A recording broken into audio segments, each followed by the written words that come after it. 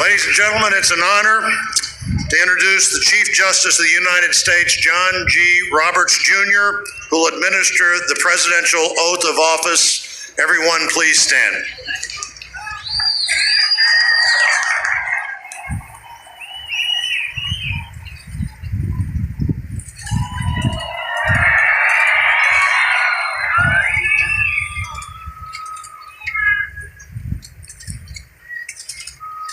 Please raise your right hand and repeat after me.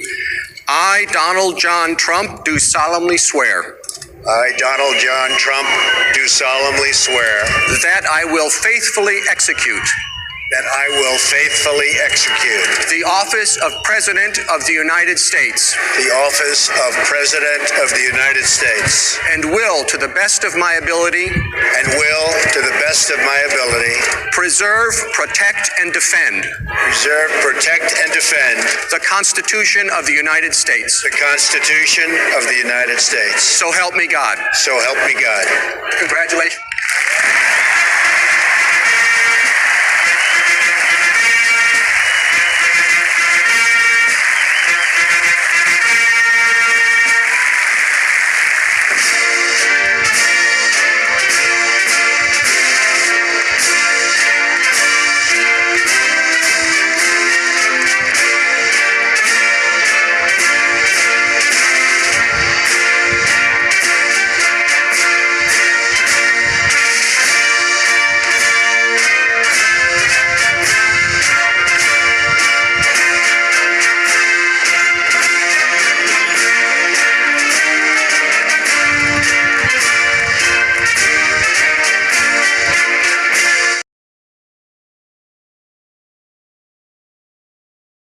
My dear friends, President is people's representative. Media is not people's representative. President takes official oath to work for the country and the countrymen. Media does not take official oath to work for the country and the countrymen. President is the elected head of a state and works for the welfare of all the people. Media is a business entity and works for profit. Works to make money. When President calls to stop the counting of votes, media starts clamoring for evidence of election fraud. And then some institutions, officials, and politicians also start clamoring for the evidence of election fraud. In this situation, let us see what this clamoring for evidence of election fraud would really mean. Friends, suppose there is a train running at a speed of 200 miles per hour. Quite high speed it is. Several miles ahead there is a bridge, over which this train has to pass. This bridge is across a very wide and deep river flowing through a village. It so happens that this bridge gets collapsed.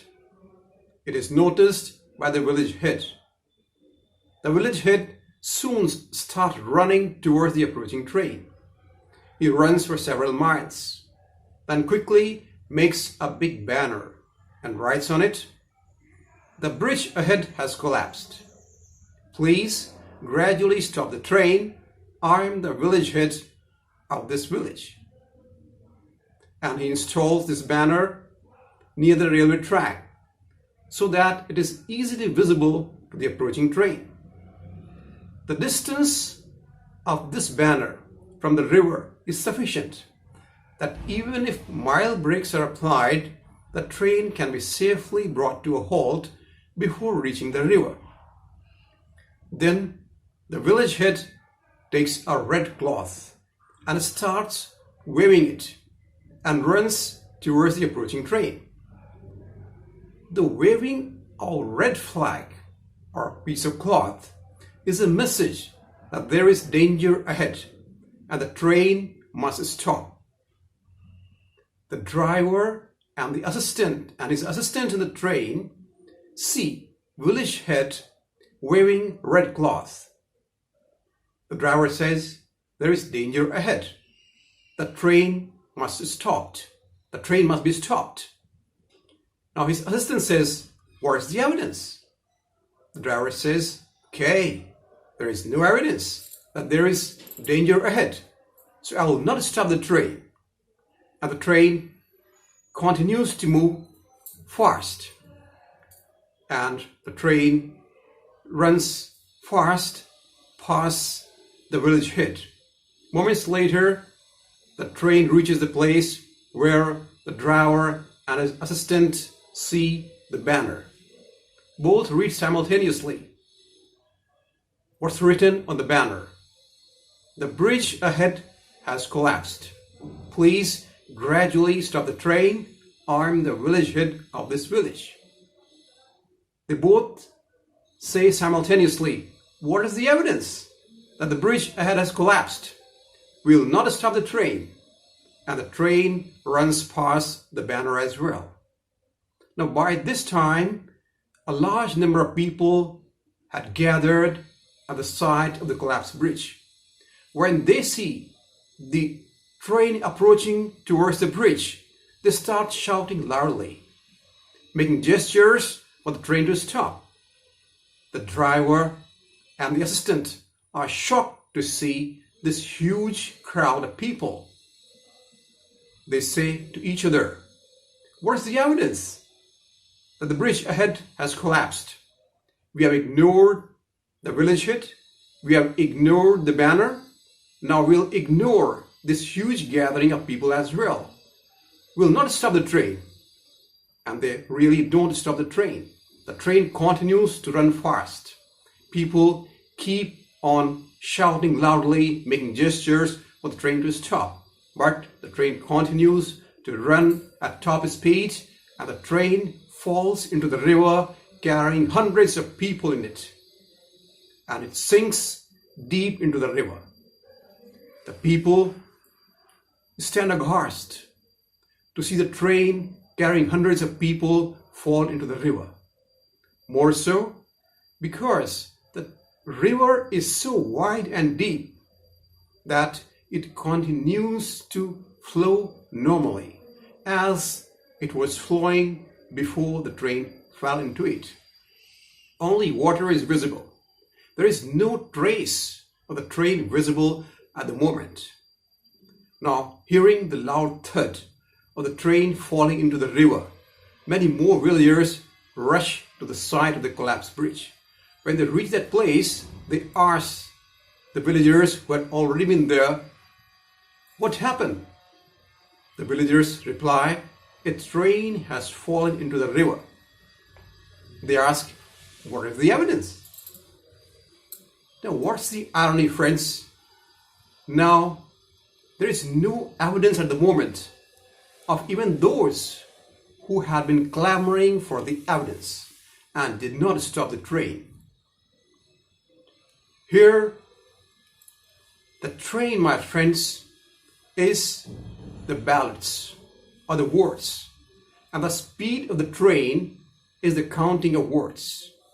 The driver and his assistant are those clamoring for evidence of election fraud, ignoring the ardent call of the president to stop counting.